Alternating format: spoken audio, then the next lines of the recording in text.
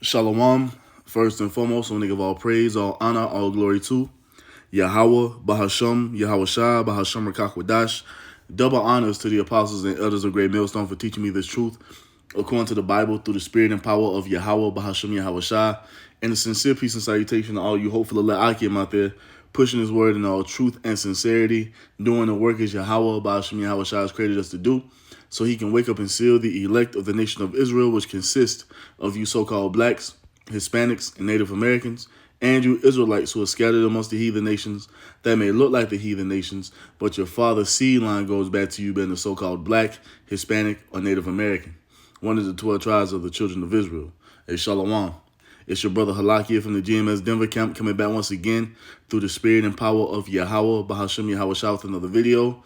And in this lesson, I'm going into the difference between the mark Thawah and the mark Karagma, because you still have guys out here talking about the MOTB, which is the mark of the beast, is a spiritual mark, and that's not the case. And they try to use this word mark right here in Ezekiel 9 and 4 to say, see, this is a spiritual mark. No, they're two different words. And this is why you have to go into these words to get a better understanding of what you're reading. This mark right here in Ezekiel has nothing to do with the mark we find in Revelation 13. So let's get into it. So this is Ezekiel 9 and 4. It says what? And Yahweh Ba'ashem Yahweh Shah said unto him, go through the midst of the city, through the midst of Jerusalem, and set a mark upon the foreheads of the men that sigh and that cry for all the abominations that be done in the midst thereof. So what does that mean? This is the Most High telling his angels to go all throughout the earth and place a mark, mark upon the men that are signed that are crying for all the wickedness that's going on in the earth. You see, and that's who? The men of the Lord and the true believers. Those who are in the spirit of Yahweh Ba'ashem Yahweh Shah. Those who are in the spirit of not going along with this wicked ass world that we live in. You see? That's completely against this place. You see?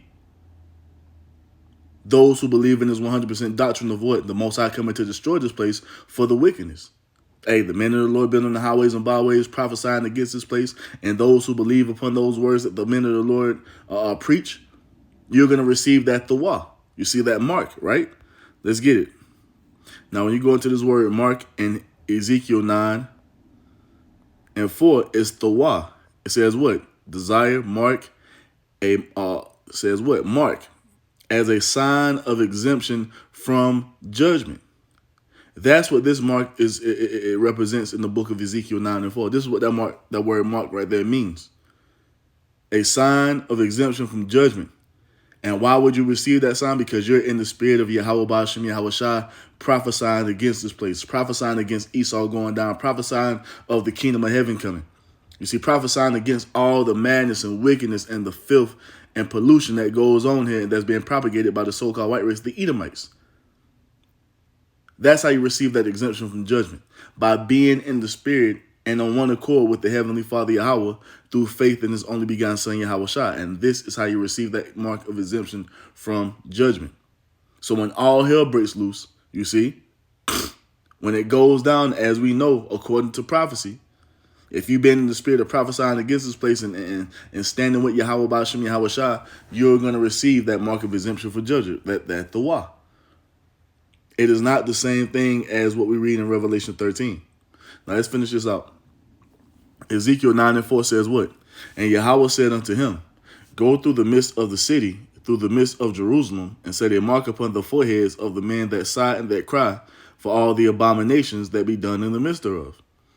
And that's what? That begins with the men of the Lord, the prophets, and those who hear the words of the prophets. We're going to show you that as well. It says what? And to the others he said in mine hearing, go ye after him through the city, and smite. Let not your eye spare, neither have ye pity. Slay utterly old and young, both maids and little children and women. But come not near any man upon whom is the mark, and begin at my sanctuary. Then they began at the ancient men which were before the house. So for all those people who, you Israelites, 2/3 of you, who don't have this mark of exemption from judgment, the Most High is going to send the death angels upon you to slay you utterly, whether it be man, woman, or child. It doesn't matter. If you don't have this Thawah upon you, this mark of exemption from judgment, you are going to be put to death harshly, man. And it's going to begin with who? Those who know they're Israelites first and foremost. And perfect examples of this are men who are preaching the wrong doctrine when it comes to the mark of the beast, men that are rebelling against the true leaders of Israel, you see, trying to put, and who are trying to come against the true leaders of Israel and put themselves up on the pedestal as if they have some type of rank. Guys who are in the spirit of all nations can be saved, Esau can make it, so forth and so on. Or Israelites who are not in the spirit to prophesy against this place, that want to tiptoe around things to make people more comfortable. If you're in that spirit, man, the Most High is going to put you to death if you don't repent. You see? Now, let's get Revelation 14 real quick. Now, listen to this. Revelation 14 and 1. It says what? The Lamb and the 144,000 on Mount Zion. It says, and I looked, and lo, a lamb stood on Mount Zion, and with him 144,000, having his father's name written in their foreheads. You see that? That goes into that spiritual mark, man. Because if you got the Father's name written in your forehead, that means you're in the spirit of Yahweh Ba'ashem Yahweh Shah. That would mean what? You would be in that spirit to prophesy against this place. You see, to sigh and cry against this place for all the abominations done in the midst thereof. You see, only the 144,000 is going to be in that spirit. You see? And not just the 144,000, but also who? The great multitude. And that's all according to what? That's all according to what that's all according to that prayer that Yahweh Shah prayed for his men and those that will believe upon his men. You see? That's what this is talking about. That's who's going to receive that dua to be saved when this judgment comes down. You see? Now listen to this. We can read this and I get that prayer to show you it's not just the 144,000, but also those who believe upon the words of the 144,000. And you would be in that lot as what? Sighing and crying for all the abominations that be done in the midst thereof. Because you agree, you see, and you stand with Yahweh Ba'ashem Yahweh Shah and the prophets. So it says what? Verse 2. And I heard a voice from heaven as the voice of many waters, and as the voice of a great thunder. And I heard the voice of harpers harping with their harps. And they sung as it were a new song before the throne, and before the four beasts and the elders, and no man could learn that song but the 144,000 which were redeemed from the earth. And what song is that? Is that song that we preach each and every day. You see? The song of the almighty power Yahweh. And how he's gonna save his people through his only begotten son Yahweh Shah. And how Yahweh Shah is coming to take all power and dominion away from you heathen nations, to put you in subjection up under his people. You see, and for all you Israelites who failed to get on board with Yahweh Ba'ashem Yahweh Shah's program, you're going to be destroyed because you want to continue on in wickedness. That's the new song, man. This is what's about to happen, and this is what the prophets are preaching. You see? And there's only one group of men that has it right. You see, there's not different variations of the truth. You see, you have to be saying this, you have to be in accord with the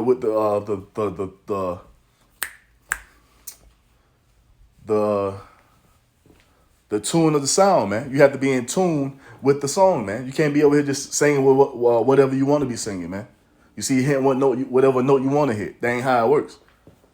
It has to be a perfect harmony. You see, and only one group of men have it right.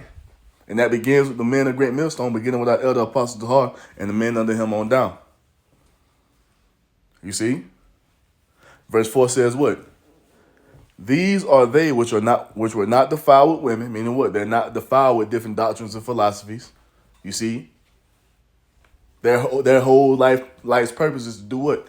Push forth the righteous doctrine of Yahweh Ba'ashem Yahweh Shah in all truth and sincerity. This is what the men that have that dua are doing. That mark of exemption from judgment. This is what they would be doing. It says what? These are they which were not defiled with women, for they are virgins.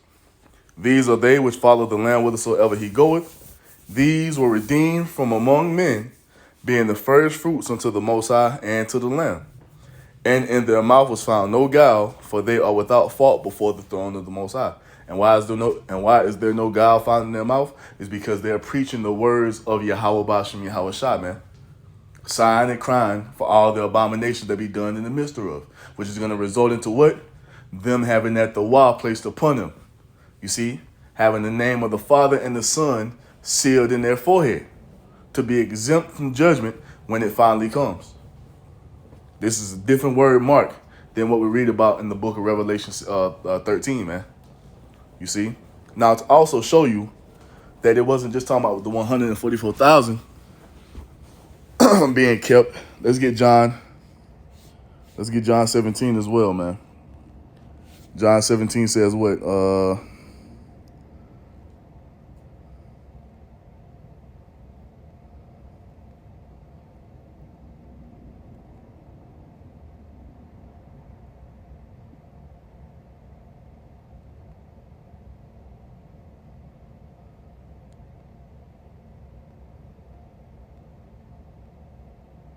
Okay, right here. So this is the prayer that Yahweh Shai prayed for his men. You see, for the true believers. You see, beginning with the men of the Lord, beginning with the prophets, right? Now, when you get down here, so he sent up that first few verses, you see, of the prayer they would send up for his men that would be serving him, that would be doing the work, that would be out here in the highways and byways, sighing and crying, that would be bidden to the marriage. So he sent up a prayer for those men. You see, they would be a part of the what? The 144,000. Now listen to this. Verse 20 says what? Neither pray I for these alone, but for them also which shall believe on me through their word. So through the sign and crying of the men of the Lord, you see, those who are of that great multitude, they're going to believe upon what the words that the prophets are speaking, you see, and they're going to sigh and cry right along with us, man. So they can receive what? That Tawah, that exemption from judgment. Because what? They were like, hey man, these men right. Let me get my act together and follow these men. That's what's happening. This is what Yahweh Shai told us to do. Go out and feed his sheep. The sheep are going to receive the Tawah, that mark of exemption from judgment. That's who he prayed for. So the 144,000 and the great multitude, the remnant of the nation of Israel. That's who receives the mark, or the Tawah, exemption from judgment. It says what? That they all may be one, as thou, Father, art in me and I in thee. That they also may be one in us, that the world may believe that thou hast sent me. And why we're going to all be one is because we're all in that same harmony, you see, and in one accord with the new song being sung. Sighing and crying for all the abominations that be done in the midst thereof. You see, prophesying the death, downfall, and destruction of America and the complete collapse of our enemy's power structure. This is the new song. This is what's happening. You see?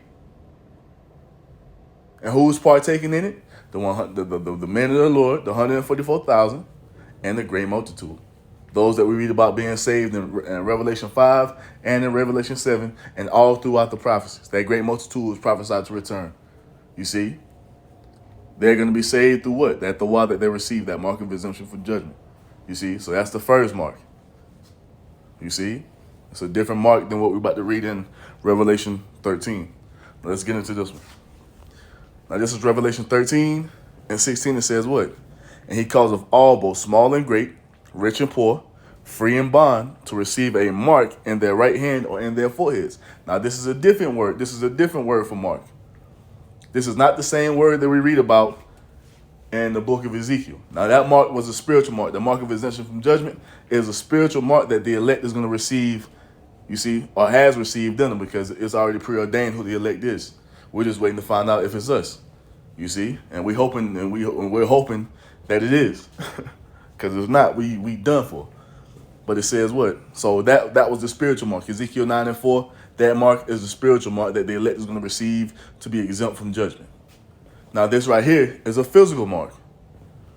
This is something that the devil, Esau, wants to put inside of you. You see it in the form of what? An RFID CHIP. This is something that's physical. And when you go into the word, it makes it known that it's physical. Now we've done many videos on going into this and breaking this word down. all the way down. I'm not going to do that now. You can go and do your own research. But we're just going to get the first word for mark. I'll go into this word right here, and it's charagma. Strong's G 5480. Charagma. Charagma. Charagma, right? It says what? A stamp, an imprinted mark. So it lets you know it's something physical. Of the mark stamped upon the forehead of the right hand as the badge of the followers of anti-Mashiach. And the thing is, there's not just one Antichrist. All of you people in this world who are against the will of the God of the Bible, Yahweh being done, you see, you are an Antichrist. If you are against the Israelites raising up and coming back into the understanding of who they truly are, you see, and getting prepared to receive the inheritance that the Most High has promised unto our fathers, if you are against that, you are anti-Mashiach. If you're against the fact that the Messiah is a so-called black man, that the Most High is a so-called black man, and he's only dealing with the so-called blacks, Hispanics, and Native Americans, you are anti-Mashiach. If you are against this doctrine that we preach, that means you are anti-Mashiach or anti-Christ. And that's the majority of the people in this world. The only ones who are not anti-Christ is the remnant of the nation of Israel, those who are singing the new song, those who are sighing and crying for all the abominations that be done in the midst thereof. Everybody else, you're coming in the spirit of Antichrist, because it's not just one, it's everyone who is not moving according to the will of the Most High, or who's not in accord with the will of the Most High being done on this earth. You see? So it's not just one Antichrist. Now moving on, it says what? The mark branded upon horses, which lets you know that is what? This is a physical mark. This is something that these Edomites, beginning with the elite, this is what they want to do to you. And why would you brand your horses? You brand your horses to show ownership over that horse. This is the same thing they want to do with this physical mark that they want to put inside of your body. They want to put this thing inside of you to show that they own you. That's what it's all about for Esau. He wants total control over every living person on this earth. And this is what he's decided to come up with. This is what the Most High has put into his spirit to try to fulfill. You see? Putting that C-hip in everything moving, every person moving on this earth. Which is what? This is something physical. So that cuts that notion of this being a spiritual mark. This is nothing spiritual, man. This is carnal. You see, this is something Esau wants to put inside of your body, but it goes on and says what? The mark branded upon horses, thing carved, sculptured, graven image of idolatrous images. And this is all something physical, man. This is what he wants to put inside of you. Now it goes on to say what? Revelation 13 and 16, and he calls of all, both small and great, rich and poor, free and bond, to receive a mark in their right hand or in their foreheads. In your right hand or any hand or anywhere in your body, they want to put the RFID CHIP. Also, the one in your brain, your forehead, is what? The Neuralink, or any type of brain-computer interface. This is the MOTB, which is the mark of the beast. Something physical that Esau wants to enforce upon you, because it's going to be made mandatory, trust and believe. But it's something physical, man. This is not something spiritual. So it goes on to say, 17, and that no man might buy or sell, save he that had the mark, or the name of the beast, or the number of his name. So you're not going to be able to function in society. You're not going to be able to move to and fro. You're not going to be able to buy or sell unless you have this physical mark placed inside of your body. You see? Because the world is being transitioned from this old way of having a physical fiat currency to the new system where it's going to be a what? A digital CBDC. You see? And what does CBD stand for? Central Bank Digital Currency. This is where everything is going. And he's going to put all of that information upon that device that he wants to put inside of your body. That physical device that he wants to put inside of you. You see? And if you don't have that, you won't be able to function in this new society. And when the Big P first started, you see, when the Big P first started, we saw glimpses of that. Because you couldn't go into certain stores unless you had a mask on. You couldn't go into certain places unless you had proof of what? Of the juice. You see, that was a test run for what he really wants to do. what he's coming with next, this physical M-A-R-K. You see? Verse 18 says what? Here is wisdom. Let him that have understanding count the number of the beast, for it is the number of a man. And his number is 603. This is the number of a man. The elite of Edom, the elite of Esau, which are the elite of the so-called white race, they're the ones who are enforcing this. They're the ones who are going to be putting the laws into place, you see, to justify them doing this to you. You see in this mark is what? 603, meaning what? 666. This is this man's mark. This is why you see it all throughout the society. You see? Letting you know who's in control. This is not the spiritual demon Satan. You see? This is the actual man on the earth who's coming in the spirit of the spiritual demon Satan. Just like the elect of Israel and the great multitude come in the spirit of Yahweh Ba'ashem, Yahweh Shah. You see, the elite of Esau, Edom, and everyone on his side is coming in the spirit of Satan.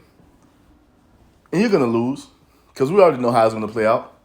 We've already been given a heads up of what's going to actually take place. But that's for another video. But that just shows that this is a physical thing right here. So it's the difference between the mark in Ezekiel 9 and 4 and the mark in the book of Revelation 13. There's two different words, even though it's spelled the same. It's two different meanings for those words. Now, to further prove that this word mark goes into something being something physical, I want to get this word for stigma real quick.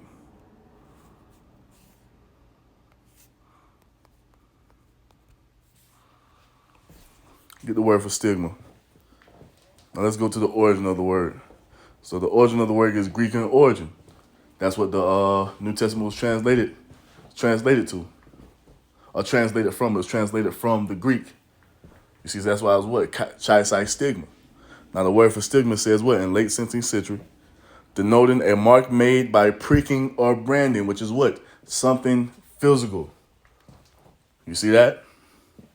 It says what? Via Latin, Greek stigma, a mark made by a pointed instrument. What's the pointed instrument? The apparatus they're going to use to insert this M-A-R-K into your B-O-D-Y. You see? This is what they want to do. So everything is there to show you what's the difference between those words, man. You just can't take a word for face value and try to force it to mean something that it doesn't. And that's what a lot of guys are doing because they want to tiptoe around what the MOTB really is. But if you are diligent and you do your research and you do your studying, man, you can see exactly what it is. The mark in Ezekiel 9 and 4, that's something spiritual. The mark in Revelation 13 is something physical. Point blank, period. And the words prove it to be so. But you see it, man. So I just wanted to go into that real quick to show you the difference. And it's a difference, man. You can't just take these words for face value and just try to make it mean what you want it to mean. You see? That's not how it works. But Lord willing, that was edifying. I want to give all praise, all honor, all glory to Yahweh, Bahasham, Yahweh Shah, Bahasham Rakakwadash. A double honors to the apostles and elders of Great Millstone for teaching me this truth according to the Bible through the spirit and power of Yahweh, Bahasham, Yahweh Shah. And a sincere peace and salutation to all you hopefully let I came out there pushing his word in all truth and sincerity, doing the work as Yahweh, Bahasham, Yahweh Shah created us to do. And with that, I'm going to say Shalom, Wa, Abba, Abba.